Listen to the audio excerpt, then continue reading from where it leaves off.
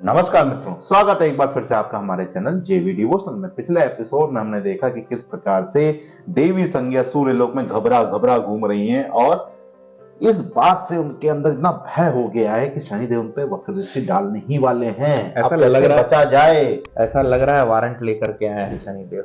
चलो गाड़ी में बैठो, चले।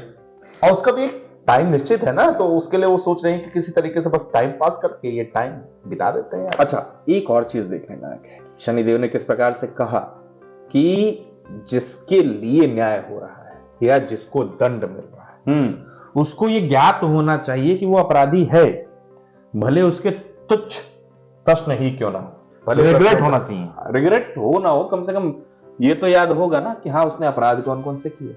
उन्हें जिनको गलती समझ रही हैं वो अपराध हैं, वो किस प्रकार से स्पष्ट करेंगे शनिदेव। अब धर्मराज पर उसकी जिम्मेदारी चली गई। अब धर्मराज इसका किस प्रकार से स्पष्टीकरण देते हैं ये तो एपिसोड ही बताएगा, क्योंकि धर्मराज से धर्म की आशा है सबको। चलिए, मुझे तो देखने में आनंद वही आएगा कि लिस्ट जब निकलेगी, हाँ रिकॉल सीन होगा ना। तो चलिए शुरू करते हैं बिना विलंब के एपिसोड 141 पार्ट 1। यदि धर्मराज घोषणा कर दे कि आप दोषी नहीं है तो मेरा वचन है मैं आप पे दृष्टि नहीं डालूंगा। ये तो लॉटरी लग गई यार।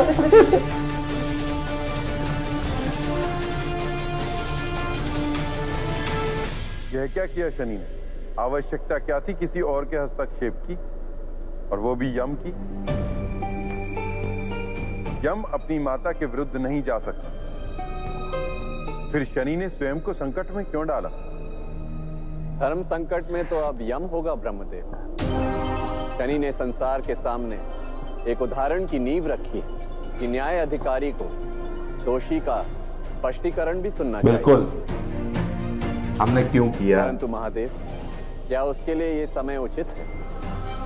शनि को दी गई अवधि में आधी घड़ी से कम समय शेष है। इस समय क्या संज्ञा को वो समय देना श्रेष्ठ होगा? मेरे द्वारा दी गई सूर्यास्त की अवधि से पूर्व ही शनि अपने कर्म पथ पर लौट चुका है नारायण। अब न्याय करने के लिए वो कौन सा मार्ग चुनता है, ये स्वयं शनि का चयन है। इससे एक और फायदा होगा, हो सकता है धर्मराज को भी रियलाइज हो जाए हमारा सृजन न्याय करने के लिए किस मार्ग का चयन करता है कि मेरी माता गलत है। आपने उत्तर नहीं दिया देवी। क्या आप अपने कर्मों के निर्धारण के लिए यम को मनोनीत करने को सज्ज हैं? अपना वकील पेश करो। अवश्य अवश्य, सुन वही भाई। मुझे स्वीकार है। यदि मुझे ही निर्णय देना है तो मेरा निर्णय अभी सुन लो। मेरी माता निर्दोष है।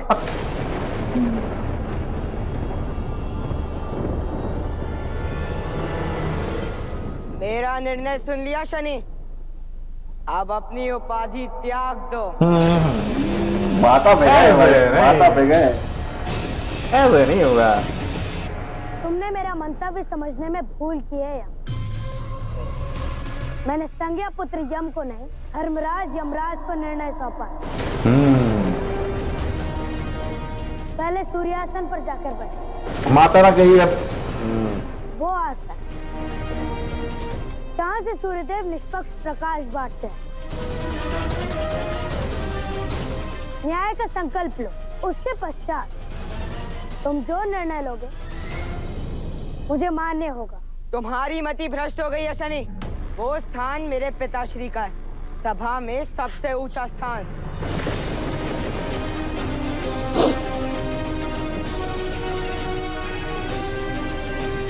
सभा में सबसे ऊंचा स्थान न्यायकर्ता का होता है यम। और मुझे आशा है कि अपने पुत्र को यह आसन देकर सूर्यदेव गर्वित ही होंगे। क्या आपको कोई आपत्ति है सूर्यदेव? नो नो, मुझे स्वीकार है शनि। बातों में तो कोई नहीं जीत सकता शनिदेव से। एनओसी दे दी। नो ऑब्जेक्शन सर्टिफिकेट ले भाई। शब्दों में बहुत ताकत है इनके।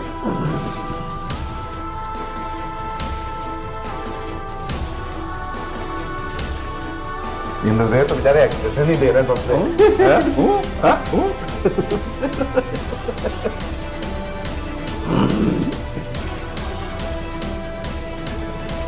मैं यम निर्णय लेता हूँ कि मेरी माता ठहरिए धर्मराज। फिर माता जब व्यक्ति को अनुभव होता है कि वो सबकी दृष्टि में है, तो वो अपने सर्वश्रेष्ठ व्यवहार में होता है। परंतु जब उसे भान कि उसे कोई नहीं देख रहा, तो वो अपना वास्तविक स्वभाव दर्शाता है।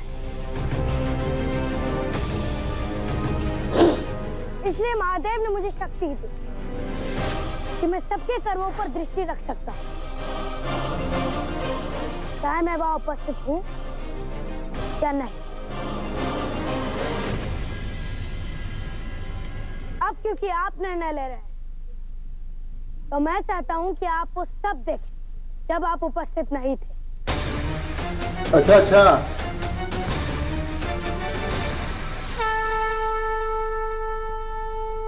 ओम नमः शिवाय। ओम नमः शिवाय।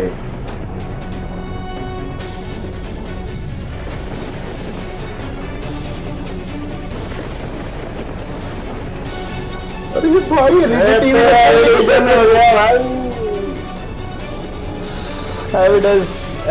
एविडेंस प्रेजेंट किए अपनी जाए। सारी सभा देखी देवी संज्ञा के कर्म, टीवी पे दिखाएंगे भाई, और फिर निर्णय लें इंटेंशन भी दिखेगा कि देवी संज्ञा मेरी वक्र दृष्टि की पात्र है या नहीं, या नहीं। क्योंकि आपने तो वो देखा ना जो आपको दिखाया गया हर बार। जो आपको बताया गया है। एग्जैक्टली। उनकी इंटेंशन आपने देखी नहीं अभी, अब इसमें स्पष्ट से दिखाएंगे। देवी संज्ञा का पहला अपराध एक माता के रूप में था।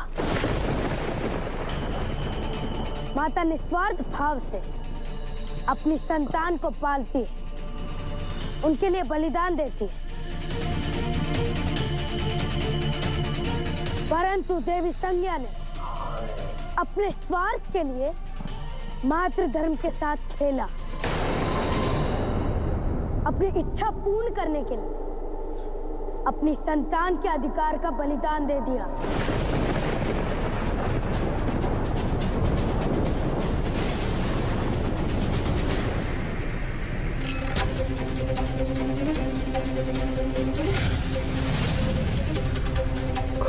टीवी के अंदर टीवी।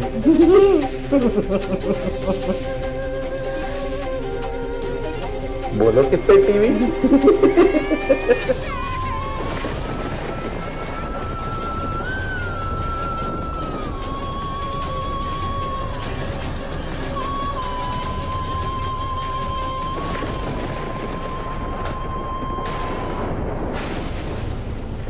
तो बताइए धर्मराज, यदि उस समय आप आज जितनी आयु के होते, तो क्या आज अपनी माता को निर्दोष मानते?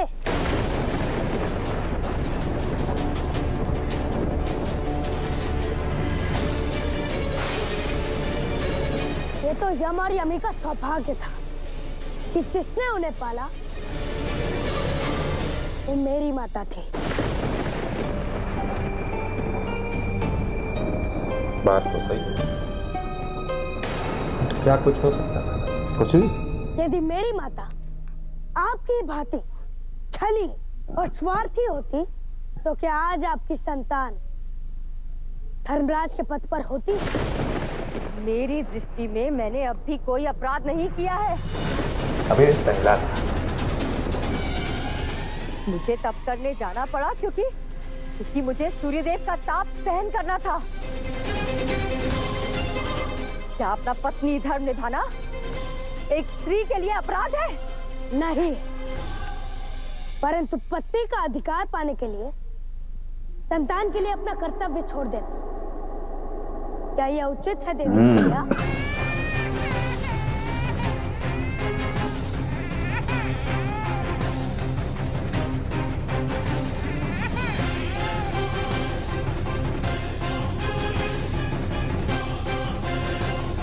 हर एंगल से दिखाया जा रहा भाई।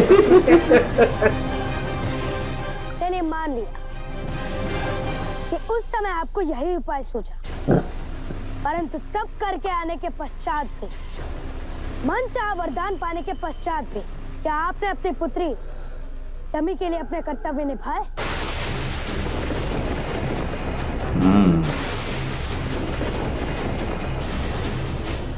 आपको भी लगता है कि ये विवाह मेरे लिए उचित है?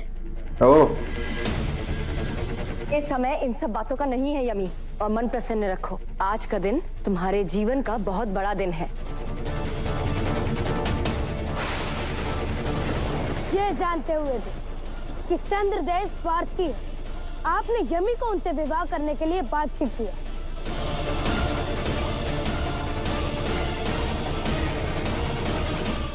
क्या ये अपराध नहीं? ओह, तो अब तुम मुझे बताओगे कि एक माता को क्या करना चाहिए? मने सिखा रही है तू। कहने का तात्पर्य यही है कि देवी संज्ञा इस वक्त शनिदेव से कह रही है मुझे मत सिखाइए कि मुझे क्या करना चाहिए था और क्या नहीं करना चाहिए था। मैंने जो जिस क्षण किया वो उस क्षण उचित था। मैं जो भी कहें, मजा आया। हाँ, पैसा वसूल। तो ये एलईडी टीवी जो नई नई लगी है भाई, हमारा तो टीवी के अंदर टीवी दिख रहा है ना। लेकिन तो हवा में देखने लटकती में हुई ये आनंद आ रहा है कि देवी संज्ञा अगर चुपचाप अपना दंड स्वीकार कर लेते तो इतना सब ना पता चलता, इतना छीछा लेदर ना होता है। अब ये हो गया है कि जिस इंटेंशन से उन्होंने किया था वो भी इंटेंशन पुत्र, पति और पुत्री तीनों को दिख रहा समग्र है। सभा सबको दिख रहा है कि किस इंटेंशन से किया, उसके पश्चात सामने वाले पे क्या बीती। अच्छा, ये सारी चीजें तो एक तरफ, यमी के लिए जो उन्होंने पर्सनली किया वो पब्लिक हो गया। जो उन्होंने पर्सनली अपने पुत्र और पुत्री के लिए किया कि कैसे देवी छाया का उत्सर्जन किया उन्होंने, जो पर्सनल लेवल पे था वो भी पब्लिक हो गया। यानी कहने का तात्पर्य ये है कि जब एक व्यक्ति या कोई भी ये सोच के कोई कार्य करता है कि यदि ये अपराध भी है तो क्या फर्क पड़ता है, किसी को दिखाई थोड़ी ना दे रहा है, लेकिन जब न्याय की घड़ी आती है, कोई देखे ना देखे, ऊपर वाला सब देखता है। ये तो तुमने ऐड बोल दिया यार। कोई बात नहीं, चलो कोई बात नहीं। तो फिलहाल देखने में आनंद आ रहा है और देवी संज्ञा अब किस प्रकार से एक एक लेवल पे जाएंगी, उनके सारे अपराध देखे जाएंगे, किस प्रकार का दंड उनके लिए निश्चित किया गया। रिकॉल सीन जिसे कहते हैं ना, पुनरावृत्ति हो रही है दृश्यों की। और उसके बाद क्या पुत्र, पुत्री और पति में कोई बदलाव देखने को हमको मिलेगा उनके खिलाफ? कैसे दंड होंगे, क्योंकि अभी तो ये दंड पाने के लिए क्या क्या इन्होंने कर्म किए हैं उसकी विवेचना की जाएगी। और ये कब आकर स्वीकार करेंगे कि हाँ मुझसे हो गया, हाँ मैं पाप मैंने अपराध कर दिया, करेंगे भी कि नहीं ये पता नहीं। फिलहाल इस एपिसोड को करते हैं यहीं समाप्त, शीघ्र ही मिलेंगे नए के साथ। तब तक के लिए राधे राधे।